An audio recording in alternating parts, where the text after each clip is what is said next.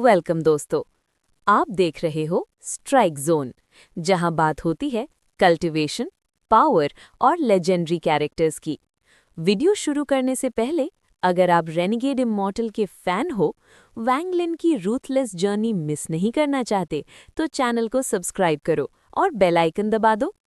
पिछले official episode में वैंग लिन ने खुद को ब्लास्ट करके डार्क डेविल टावर को डिस्ट्रॉय किया था। अब आगे क्या होने वाला है, अब देखेंगे। चलिए शुरू करते हैं। ब्लू कलर का ब्लड ड्रॉप धीरे धीरे वांग लिन में बदल गया।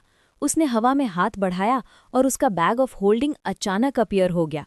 फिर उसने ब्लू कलर रोप पहनी, एक स्टेप लिया और एक ही वक्त में सेवरल टेलीपोर्टेशंस यूज किए।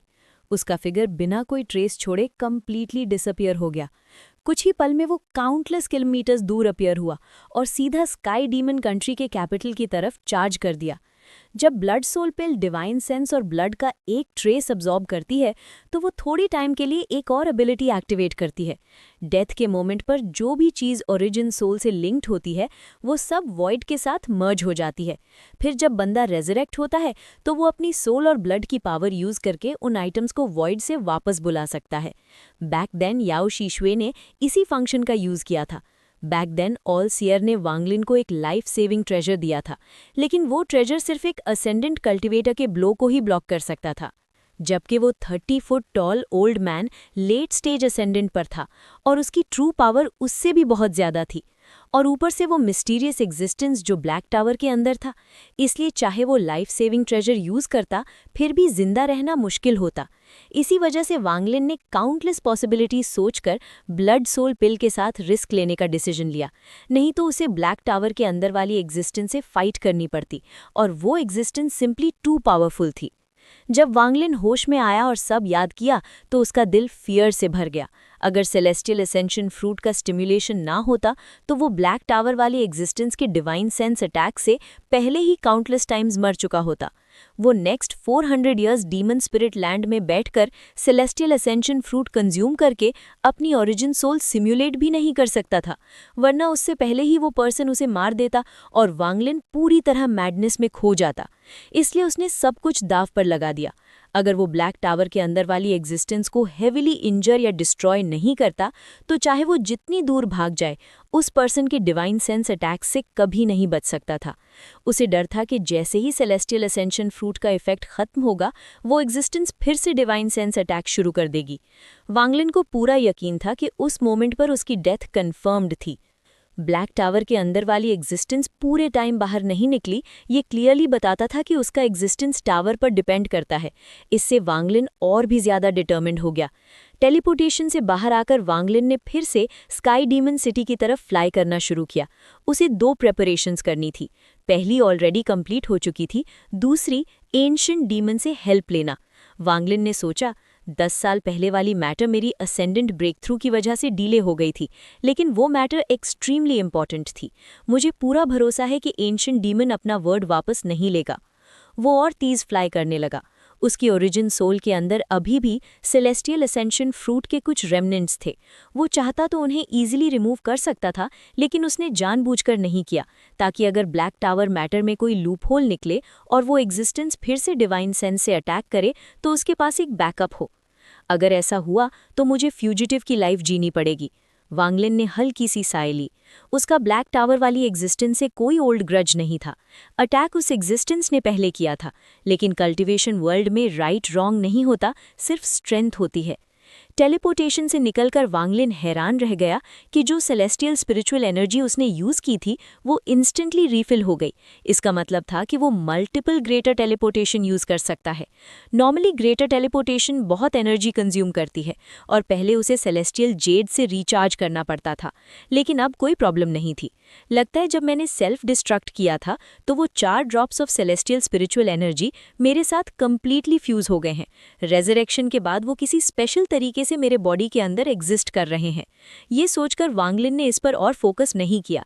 वो ऑलरेडी काफ़ी बार टेलीपोर्ट कर चुका था, कैपिटल अब ज़्यादा दूर नहीं था। इस ट्रिप में वांग लिन इतनी तेज़ भागा जितना वो अपनी लाइफ में कभी नहीं भागा था।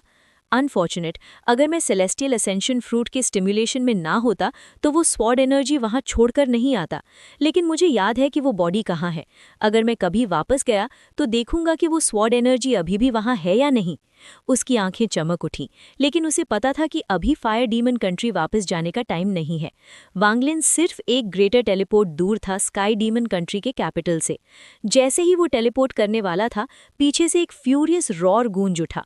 आई want to see where you can escape to. 10,000 feet पीछे एक बड़ा आर्मर्ड मैन अपीयर हुआ।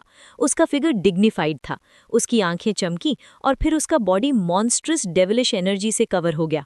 वांगलिन का फेस चेंज हो गया। उसने स्टेप लिया। टेलीपोर्ट करते वक्त उसने पलटकर उस बड़े आदमी को देखा और ऑलमोस्ट चिल्ला पड़ा, लिंग थियाहुअन। वो आदमी लिंग थियाहुअन जैसा दिख रहा था। वांगलिन टेलीपोर्ट हो गया और 50 किलोमीटर दूर कैपिटल के बाहर अपीयर हुआ। उसका फेस ग्लूमी हो गया। वो लिंग थियाहुअन नहीं है। फेस सिमिलर है पर वो मच यंगर लगता है, और लिंग थियाहुअन वाली आवाज भी नहीं है। कुछ सिमिलैरिटीज हैं। क्या हो सकता है?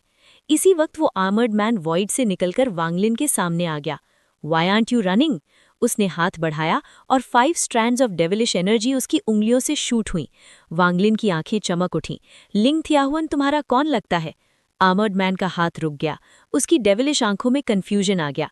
लिंग थियाहुअन? क्या फेमिलियर नाम है। वांगलिन पीछे हटा। उसकी आंखें ठंडी हो गईं। दाओ लॉ स्वॉर्ड सर्क का स्वॉर्ड सेंट लिंग थियाहुअन। कंफ्यूजन और गहरा गया। तभी उसके फॉरहेड पर एक डेविल सोल का इल्यूजन अपीयर हुआ। उस डेविल सोल ने वांगलिन को विशियसली ग्लेयर किया और एक शार्प क्राई निकाली। क्राई के साथ आर्मर्ड मैन का कंफ्यूजन वैनिश हो गया और आंखों में सिर्फ डेविलिश फ्लेम रह गया। वांगलिन ने जोर से कहा, ancient demon. Sky demon city से एक पावरफुल विल निकली और वांगलिन के सामने डिसेंड हुई। You are late by 10 years। वो आवाज वांगलिन के कानों में गूंज उठी। Lend me your blood. Wanglin के बॉडी के पोर्स से ब्लड निकलकर ह्यूमन शेप में कंडेंस हुआ। एंशिएंट डीमन की कॉन्शियसनेस उस ब्लड शैडो में उतर गई। वांगलिन का बॉडी कांप गया। उसका फेस पेल हो गया। उसने जल्दी से एक पिल निकाली, लोटस पोजीशन में बैठा और कल्टीवेशन शुरू कर दी। आर्मर्ड मैन के फॉरहेड पर जो डेविल सोल था, उसने ब्लड शैडो को घूरकर मिस्टीरियस लैंग्वेज में चिल्लाया, बेलौर, तुम मुझे रोकने की हिम्मत कैसे करते हो? ब्लड शैडो मूव हुआ। वो 2 सींग वाला बॉडी बन गया। उसकी आंखों में डिमोनिक लाइट चमकी। उसने कामली कहा, तुम सिर्फ एंशिएंट डेविल के 9 स्कैटर्ड सोल फ्रैगमेंट्स में से एक हो। मैं तुम्हें क्यों ना रोकूं? वांगलिन ने आंखें खोल दी। उसका फेस थॉटफुल हो गया। Language of the ancient gods. तो दोस्तों, आज की वीडियो यहीं खत्म होती है। अगर आपको वीडियो पसंद आई है तो वीडियो को लाइक करो, चैनल को सब्सक्राइब करो और बेल आइकन दबा दो। नेक्स्ट वीडियो में ancient demon versus ancient devil की फाइट देखेंगे।